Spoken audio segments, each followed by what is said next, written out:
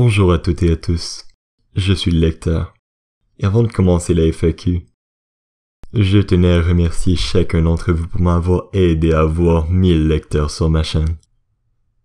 Cela me motive énormément de constater un tel engouement pour mes vidéos et me donne une raison supplémentaire de vous produire du contenu de qualité. Mais passons sans plus attendre sur le vif du sujet, la FAQ de la chaîne. Salut à toi Cosmo. Je ne possède malheureusement que des connaissances minimes dans la production et la réalisation de courts-métrages.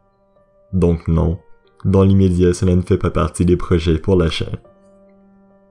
Je vais éventuellement publier les creepypastas que j'ai écrites sur la chaîne, mais je préfère au préalable avoir des histoires de qualité à vous proposer avant. Disons juste que ma plume a besoin d'un petit peu d'entraînement. Pour la traduction, si un jour je manque de matériel, je pourrais m'y frotter. Mais vu le nombre de creepypastas disponibles en français, je ne crois pas ce jour près d'arriver. Merci Lawrence. Je trouve que les creepypastas méritent une place sur YouTube, même s'ils ne sont pas nécessairement populaires. Saflame, c'est une question difficile. J'en ai tellement lu des creepypastas, littéralement une quantité incalculable. Mais si je dois choisir celle qui m'a fait le plus d'effet, je dois dire que The Devil Game est celle qui m'avait le plus fait trembler. Hello Demon. La raison est extrêmement simple et compliquée à la fois. Pour la partie simple, j'aime les creepypastas et j'aime en raconter. Pour la partie un peu plus compliquée, je trouve que les creepypastas en français ne sont pas assez représentés sur YouTube et d'autres médias vis-à-vis de leurs compères anglais. Mais bien sûr Nicolas, si un jour la situation se présente, je serais très enclin de faire des collabs avec un autre youtubeur qui fait des creepypastas. J'en ai en fait une très récemment avec Vampy l'impératrice du mal.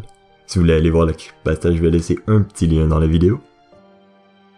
Si l'occasion se présente, comme je le dis, aucun problème, je suis très intéressé à faire des collaborations avec d'autres youtubeurs qui font des creepypastas. Bon Paras, prépare-toi car je vais te faire une mini-liste condensée dans 3, 2, 1. J'aime beaucoup le sport, notamment les arts martiaux. J'adore gamer, précisément plus les jeux d'horreur et de stratégie. J'aime la course, notamment la Formule 1. Je suis un passionné d'électronique sous toutes les formes de base. Et bien que ça peut paraître assez évident, je suis passionné d'horreur, que ce soit en format de livre, de creepypasta, de jeux. Sur tous les médiums, je suis fan. J'aime également l'art dramatique, le football américain, y jouer plus précisément, et la pizza, ce qui est un peu ma kryptonite personnelle. Salut Emily. Eh bien non, ce n'est pas moi qui écris les creepypastas sur la chaîne.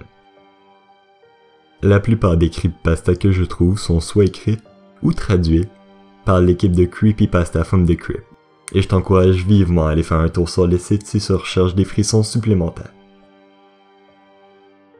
Pendant qu'on parle de l'équipe de Creepypasta from the Crypt, j'aimerais dire merci à toute la communauté qui fait vraiment un super taf, et c'est super apprécié de tout le monde le travail que vous faites. Merci encore les mecs, vous faites des super traductions et des super histoires, continuez comme ça.